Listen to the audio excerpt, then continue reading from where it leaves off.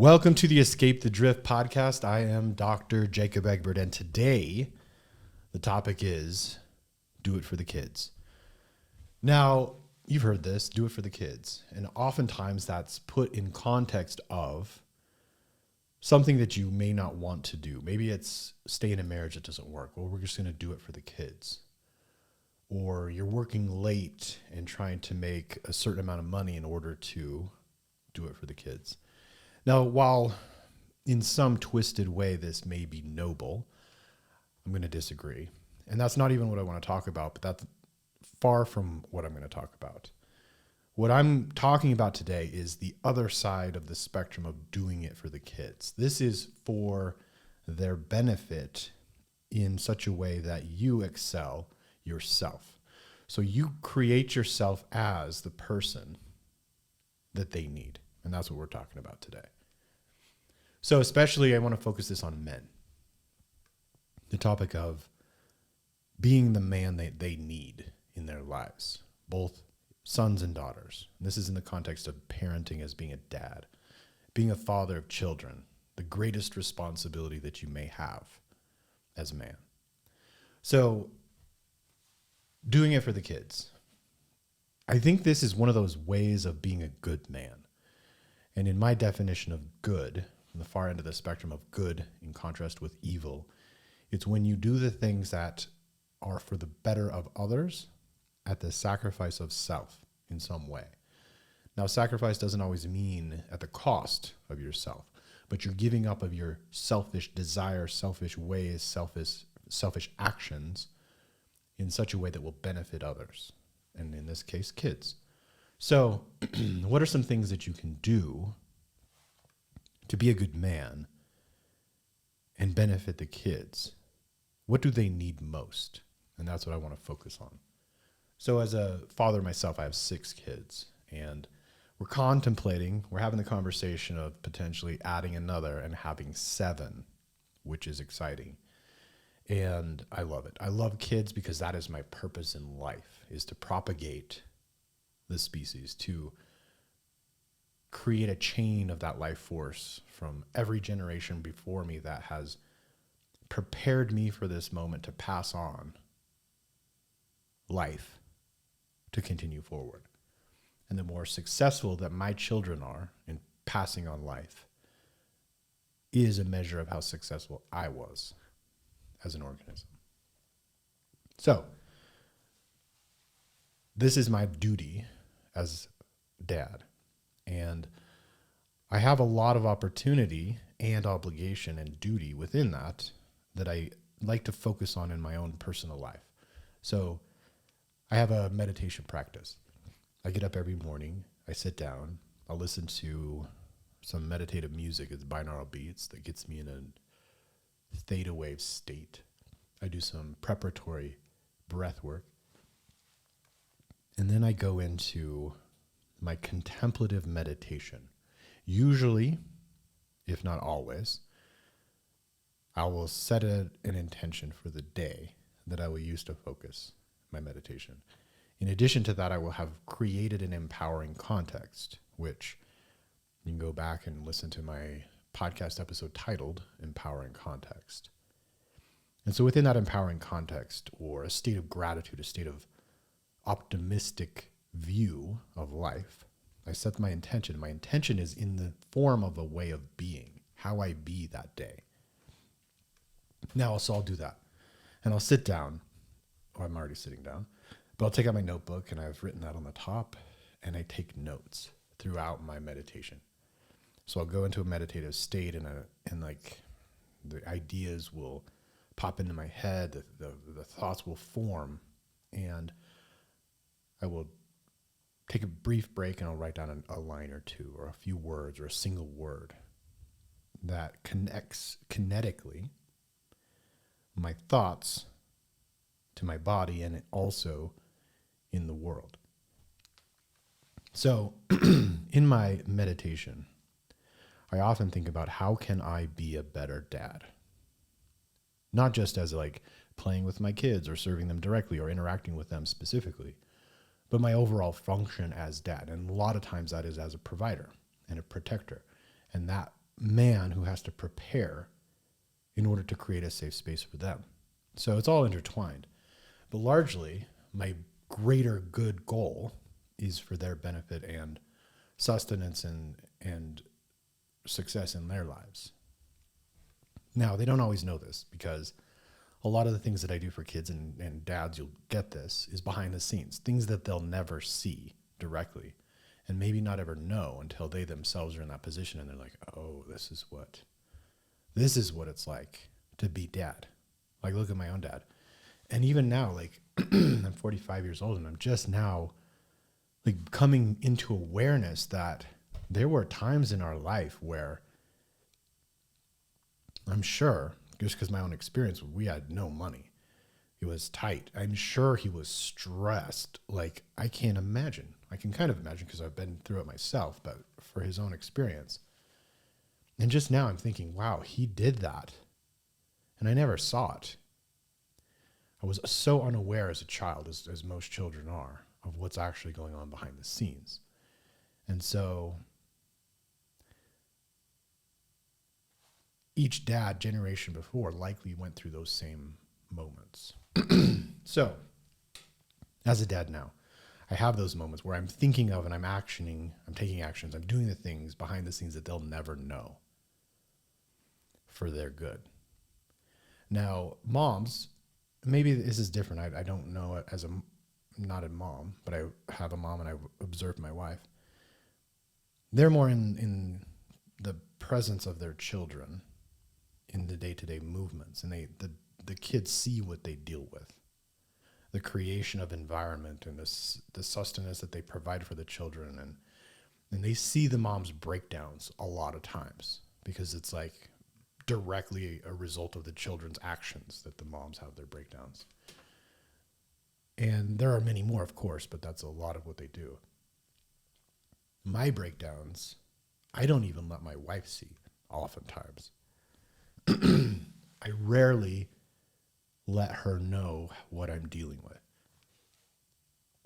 And this is because that's, again, part of my duty is to protect. And I'll share some things. And every now and then when I do, she's just like, stop complaining. This is too much. It's like, okay, you're getting a fraction of it. You don't know what's behind those scenes even further. And that's what we do. This is the sacrifice for their good. And that is your way of seeing what you're doing for them.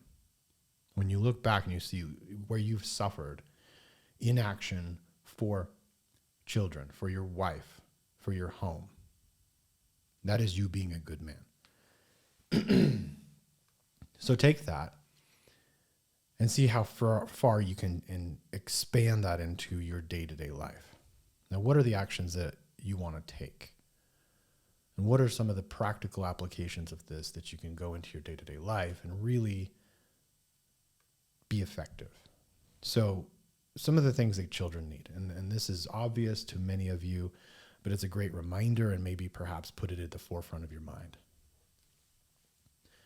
Children want a relationship with you more than anything. Mom and dad, like if little kids especially, like you are their people, 100%. Occasionally they like to play with little other kids, but that's just temporary. They're like toys to them, but you're their people.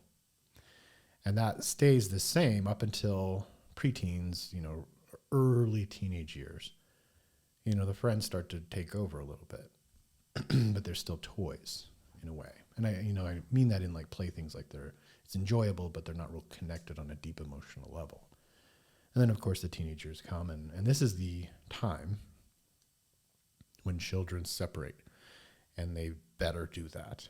If your kids are riding your coattails through teenage years, something might be wrong with them, or at least they may struggle in their adult years.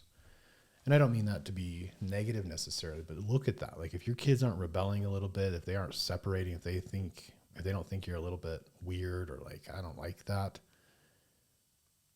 that's what they're supposed to do. That's the separation. And there's an interesting way to look at that, and that is it prevents incestuous actions.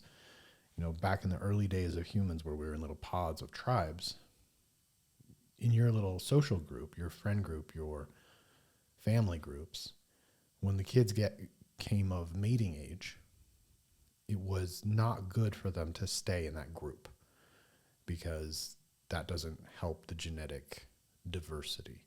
So these kids at that age just naturally have to have an aversion to their parents and their culture. So they go out. And they'll completely reject you in order to go out into the world and find another tribe or another group and then mate with them and have kids that are now diverse. So very important and should be celebrated in some way. When your kid's being a dick and doesn't want to listen to you, good, he's doing what he's supposed to do. That is the correct way to be a teenager. So then they go into adulthood and they kind of come back. They're like, okay, I start to see a little bit clearer. In their early 20s, perhaps, they're like, well, maybe I do see the value that you are in my life, and I'm going to come back and join in. And that can be really wonderful. And then, of course, as you get older, they start coming back even further, and maybe they act as a caregiver to you in some capacity in the later years. Now, they want to be connected to you. And perhaps in those later years, what's ideal is they can use, to some degree, your resources and reputation to advance their own situation. Now, this is kind of a far-gone thing. It's present in a few places here and there, but it's much more rare than it was generations ago, and that is the family business. Now, you've heard this over and over. You know, dad's a blacksmith and his grandpa's a blacksmith, and then that's the family profession. The Smiths, whatever, pick a name, are blacksmiths.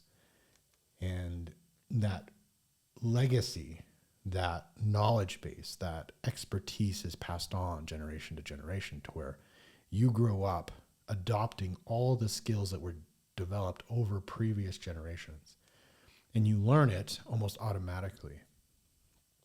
And as you get older, you become the expert and you pass it on to subsequent generations. Now, there are other families that may not have had that, and so they'll apprentice a child out.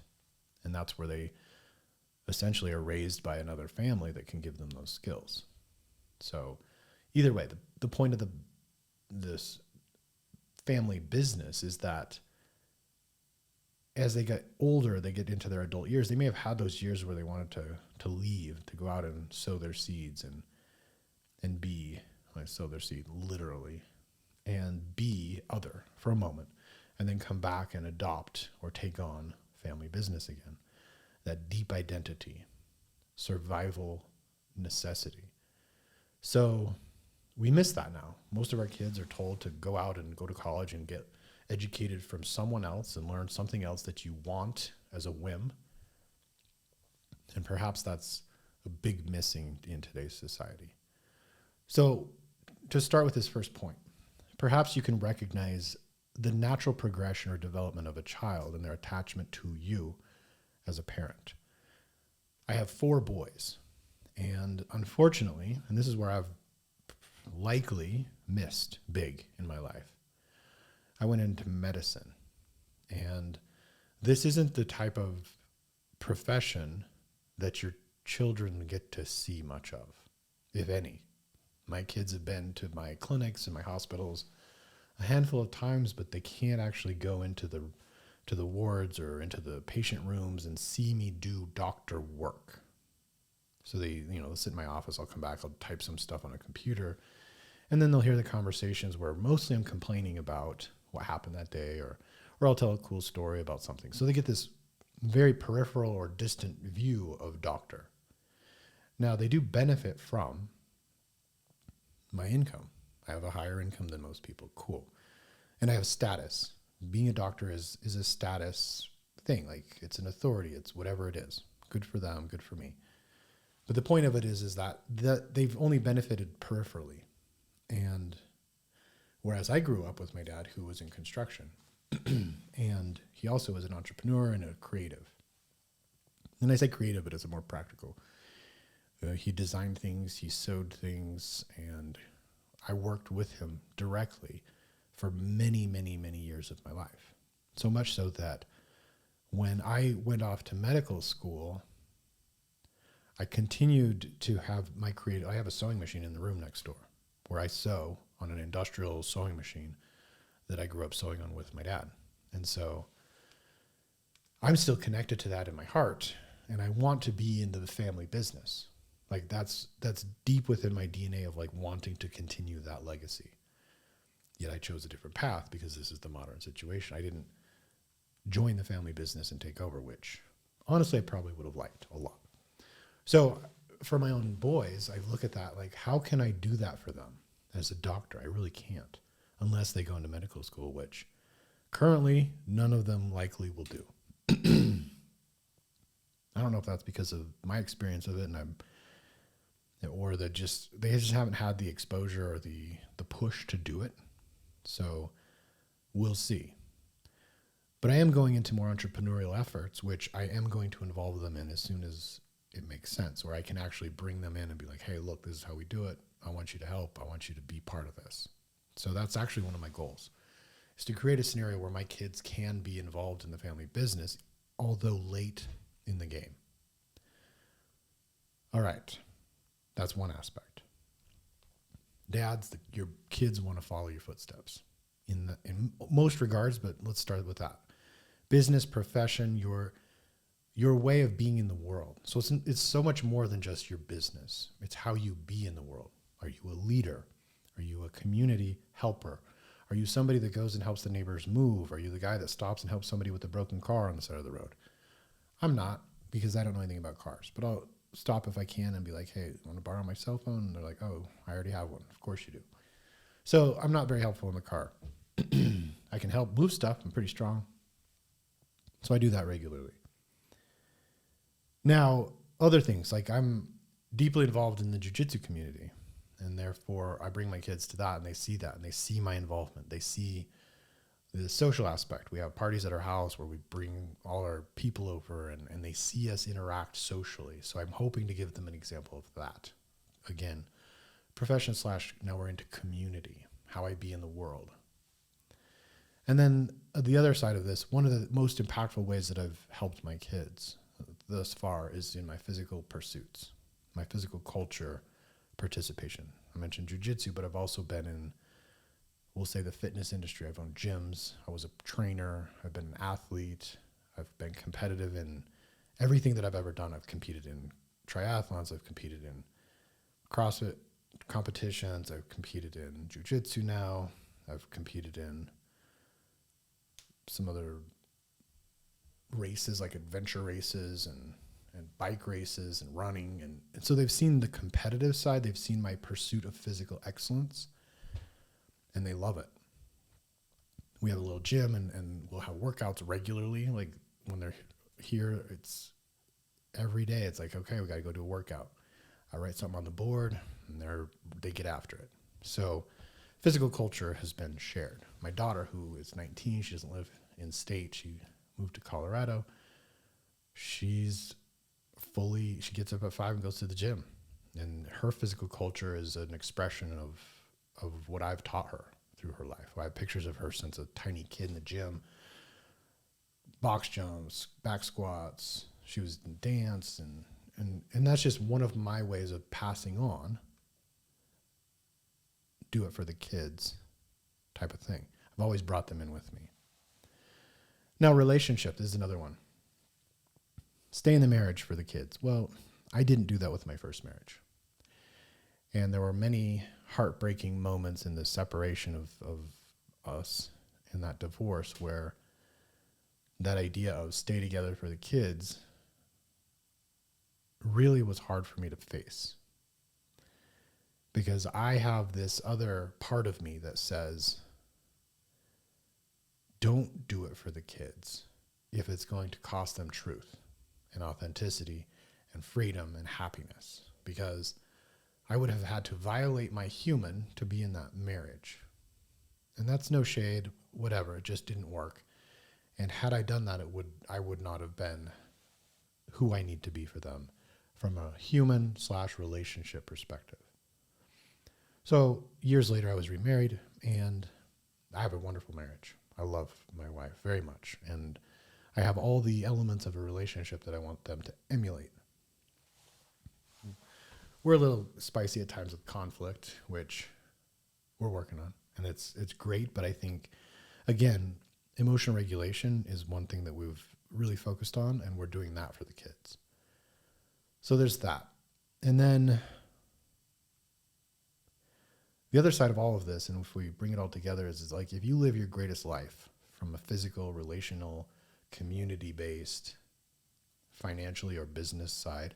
We didn't talk about finances much, but one of the aspects of the created business and the involvement with family, which would be amazing, is to have a legacy that continues forward, where they have some security, where they have that ability to lean into productivity without the struggle and the risk of doing it alone, which humans don't do well. The lone wolf is not the way humans were made. We're community animals, we're pack animals, we're a collective.